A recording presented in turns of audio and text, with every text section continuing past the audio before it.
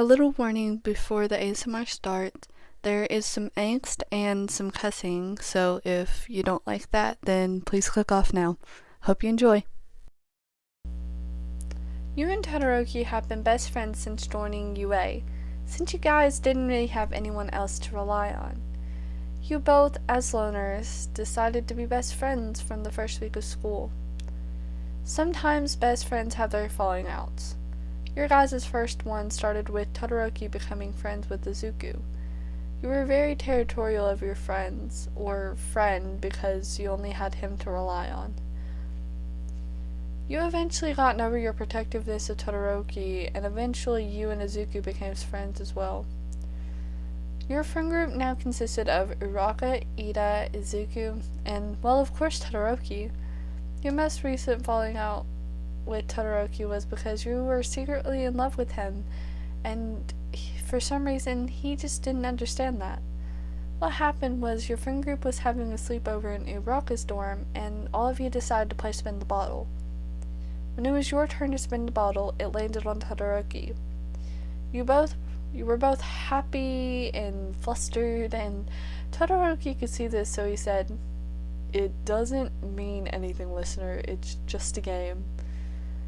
When he said that, you stood up and stormed off from the dorm.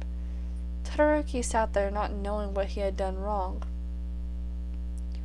Izuku assured him that it wasn't his fault, as Uraka and Ida went after you. They finally found you as you were crying outside of the 1A dormitory. "Listener, I'm sure he doesn't mean it like that. He was just wanting to help you feel less awkward about it. I promise," Uraka said to you as she sat next to you to comfort you. You know that Todoroki is absolutely clueless on everything, right, listener? Ida asked you as he knelt down in front of you with a soft look on his face. "Yeah, I know, guys. It's just, I wish he wouldn't have said that because, I'm just so in love with him.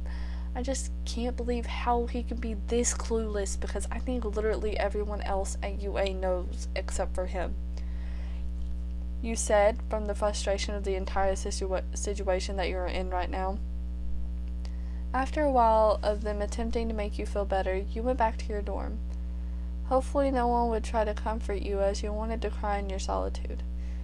However, another part of you wanted him to come and tell you how sorry he was, and that you were also the love of his life, and that you two could live happily ever after. But for the remainder of that night, no one else had bothered you, like you wanted, right? The next day you found that you were still feeling upset at Todoroki, so you tried to avoid him in class, at lunch, and anywhere else you saw him. On the other hand, though, you had Uraka and Ida that would accompany you to try to convince you to clear up the misunderstanding.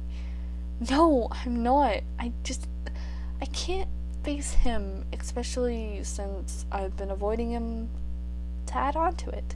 So please, just stop," you told them as you headed to lunch alone. You didn't look back because you knew that they would be upset. You were slowly starting to push everyone away, and you hated it. You were building back the walls that you had worked so hard to break down. You didn't go to lunch. Instead, you went back to the classroom hoping that no one would be in there. But to your surprise, there was someone in there. It was Todoroki. You tried to turn to leave the classroom. However, he grabbed your hand before you could. "Listener, why are you avoiding me?" You looked at him and tried to wiggle loose from his grip. "Why, listener? I really don't know what I did wrong." You looked down at the ground and debated on telling him, but you decided not to because you weren't ready. "I'm sorry, Todoroki. I'm not ready to tell you that." He looked saddened at what you said, but he let you go. "Whenever you want to tell me, I'll be here," he said as he headed towards the lunchroom. You felt your knees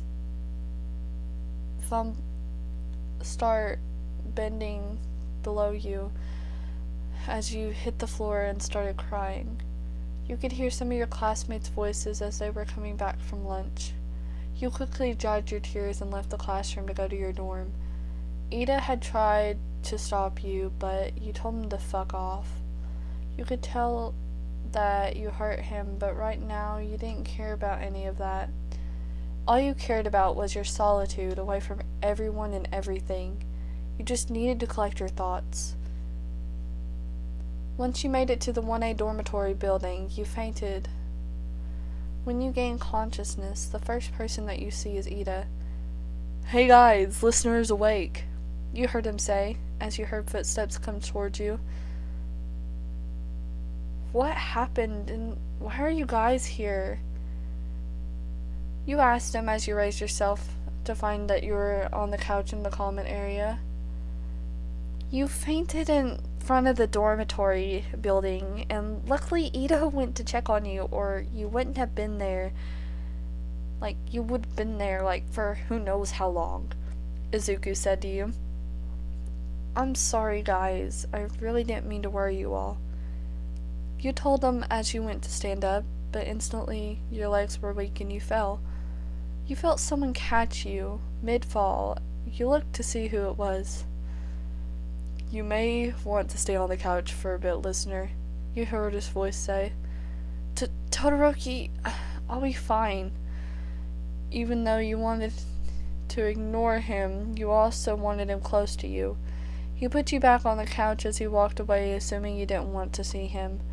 "Wait, Todoroki, please, don't leave." He turned around, a bit surprised that you weren't ignoring him. "Well, will you help me back to my dorm?" you asked him as you awaited his answer.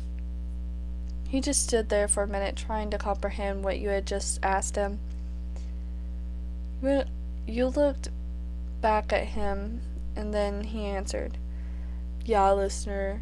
Sorry, I was just a little shocked that you wanted me to help you out," he said as he picked you up and started carrying you to your dorm, as he told Izawa and everyone else that he would take care of you.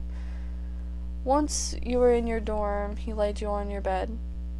"Thank you for that, Todoroki. I really appreciate it." "It's no problem, listener. I wanted to." You wanted to tell him about the reason you were so mad at him, so you asked him. "Do you want to know the reason why I'm so mad at you, Todoroki?" You could see him tense up for a moment before he nodded his head, afraid of what the reason was.